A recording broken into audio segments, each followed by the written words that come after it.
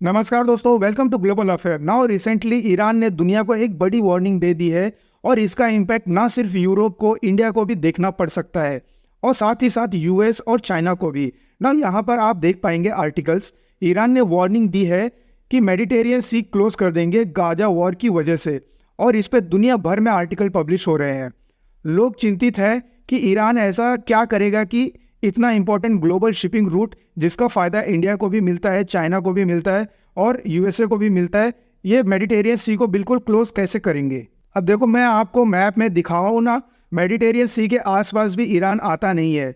और जब इनिशियली ये न्यूज़ सामने आई तो कई लोगों ने ये भी क्वेश्चन पूछा कि ईरान का कहाँ तो यहाँ मतलब ब्लॉक कर देगा मेडिटेरियन सी को, मगर ये करेंगे कैसे? क्योंकि यहाँ पर आप देख पाएंगे, ये है आपके सामने ईरान और मेडिटेरियन सी का मैप, और इसी सी के जरिए इंडिया इंपोर्ट और एक्सपोर्ट करता है यूरोप को। एक्चुअली पूरे यूरोप का जो मेजर एक्सपोर्ट है 60 to 70% ये इसी सी के जरिए होता है। अगर ट्रेड करना है अफ्रीका को मेडिटेरियन से ही करना पड़ेगा, यूरोप को अगर करना है तो मेडिटेरियन सी से ही करना पड़ेगा, चाइना को करना है तो मेडिटेरियन सी से ही करना पड़ेगा, और फाइनली अगर यूएसए को भी कोई इंपोर्ट करना है या एक्सपोर्ट करना है टू दिस साइड तो आपको मेडिटेरियन सी से ही करना पड़ेगा। और आप ये भी नोट करोगे कि ईरान का ज्योग्राफिकली कोई भी कनेक्शन नहीं है विथ मेडिटेरियन सी, और कोई इनका पोर्ट नहीं है डायरेक्ट एक्सेस ईरान को मिले ताकि यहाँ पे ये कुछ कर पाए। और जब ये न्यूज़ सामने आई कि ईरान क्लोज कर देगा या ब्लॉक कर देगा इस सी को, तो लोगों ने इनिशियली ये एज्यूम किया कि ये मे भी ईरान लगातार ड्रोन भेजेगा या मिसाइल से अटैक करेगा और एंश्योर करेगा कि यहाँ पर कोई बिजनेस ना हो पाए मेडिटेरियन सी में। और ये ईरान क्यों करना चाहता है?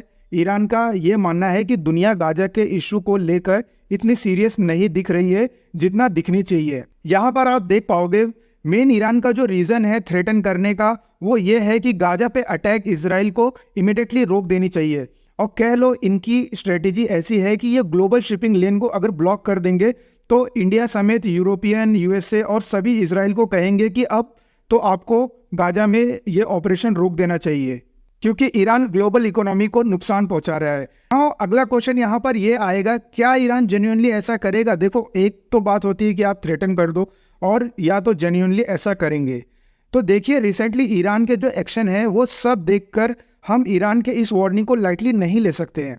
रिसेंटली आपको पता होगा कि एक टैंकर वेसल था, इस पे एक ड्रोन अटैक किया गया, और इस टॉपिक पे कल मैंने एक वीडियो अपलोड करी थी। तो रिसेंटली यूएस मिलिट्री ने अपनी तरफ से ये कहा कि ये जो अटैक है ये ईरान ने ही किया है, और आप कह लीजिए यूएसए डायरेक्टली इंडिया को कह रहा है कि ईरान एक बहुत ही बड़ा हेडेक बन चुका है इस पूरे रीजन के लिए, क्योंकि ये अपनी जियोपॉलिटिकल गोल को कंप्लीट करने के लिए अब ग्लोबल ट्रेड को नुकसान पहुंचाने की कोशिश कर रहे हैं। अब अगला क्वेश्चन आप ये कह पाएंगे कि ठीक है, मगर इंडिया को कितना बड़ा इम्पैक्ट आएगा अगर मान लीजिए हाइपोथेटिकल स्पीकिंग ईरान किसी भी तरह मेडिटेरियन ट्रेड को बंद कर देता है, या कह लीजिए जो भी कार्गो शिप है इनको डरा देता है, बॉम्बिंग कर देता है, ड्रोन अटैक कर देता है, तो इंडिया पे इसका क्या इम्पैक्ट होगा? तो देखिए, भारत के जो लार्जेस्ट ट्रेडिंग पार्टनर है, यूजुअली जब हम ग्लोबल ट्रेड करते हैं इंडिया लार्जेस्ट ट्रेडिंग पार्टनर, तो अगर हम कंट्रीज स्पेसिफिक डाटा देखें तो ऑब्वियसली उसमें यूएसए टॉप पर होगा। आप देखोगे ग्लोबल ब्लॉक है, उसमें देखोगे तो यूरोपियन यूनियन एक रीजन आपको मिलेगा यूएसए के बाद। तो उस केस में यूरोपियन यूनियन और एशियन देश भी आपको पता होंगे। यहाँ पर Philippines, Myanmar, Singapore, Thailand, Indonesia, Vietnam, ये सब जो कंट्री है इनको हम ऐसे देश कहते हैं कि आसियान देश में काउंट करते हैं। तो आसियान कंट्री के बाद सबसे ज़्यादा जो ट्रेड हम आज के टाइम पे हमारा यूरोपियन यूनियन के साथ है, $131 बिलियन का ट्रेड है। और ये ट्रेड इंडिया के लिए इम्पॉर्टेंट इसलिए है क्योंकि इंडिया यूरोपियन कंट्री को एक्सपोर्ट ज़्यादा करता है। ये बहुत ही इंपॉर्टेंट बात है। नहीं तो ज़्यादातर आप देखोगे चाहे Saudi Arabia, UAE, China, even ऐसे देशों में हम आप अगर देखो तो हम इंपोर्ट ज़्यादा करते हैं, एक्सपोर्ट कम करते हैं। यूरोपियन यूनियन और यूएसए के साथ हमारा ट्रेड सरप्लस तो है ही और ये बहुत ही इंपॉर्टेंट बात है कि हमारा एक्सपोर्ट बहुत ज़्यादा है इन दो कंट्रीज़ के साथ।